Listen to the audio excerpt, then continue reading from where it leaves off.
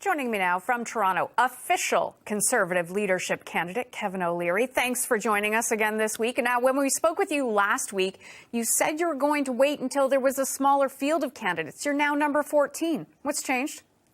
Well, of course, I'm disappointed. And you can see from last night's event, which was called a debate, but clearly that's not what happened. You have 13 people on a stage. Nobody can get any ideas out, and that's unfortunate. I would have thought by now it would have been reduced, but it hasn't happened. But I need time to sell memberships, so it didn't make any sense to delay. I'm reaching 1.2 million Canadians a week now through social media.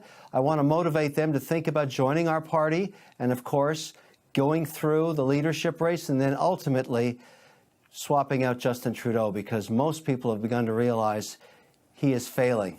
And it's a horrible feeling for Canada. Now, Mr. O'Leary, in a Toronto Life article last summer, you called the Conservative Party a bunch of losers, and you said being Prime Minister is the worst job in the country. So why do you want to lead the party?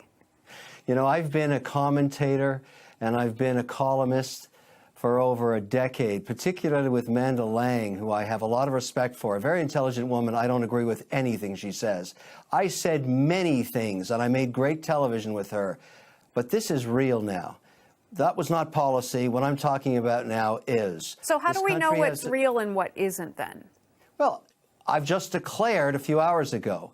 I'm now talking about what it's going to take to get Canada growing at 3% because it's failing. It's clear to me and millions of other Canadians that Justin Trudeau doesn't know what he's doing. It's that simple. I'm sorry these are harsh words, but it doesn't distract from the fact that it's the truth. And we have to deal with it as Canadians. So, you know, when you have incompetent management, there's consequences. Not only him, but look at his caucus, moving them around. You know, he talks about diversity and how important it is. And of course it is. But you also have to ask what's the executional competence of these people? Have they ever had a job? Have they ever been able to build and deliver on targets?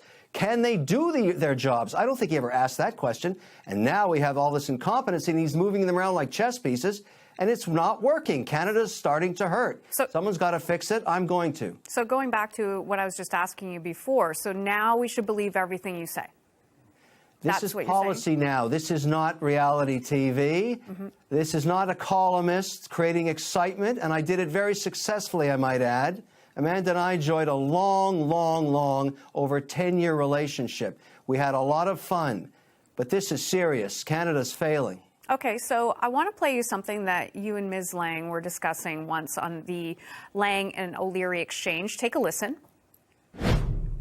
Elect me as Prime Minister for 15 minutes. I will make unions illegal. Anybody that remains a union member will be thrown in jail. Okay, so Kevin O'Leary, do you still believe that? Of course that's not pragmatic. It made great television when it was done 3 or 4 years ago, and that was the kind of television I made with Amanda Lang. It was terrific, but that's not pragmatic policy. I can't make unions illegal. I have to negotiate with them. I can help them become more efficient, and that's what I'm going to do.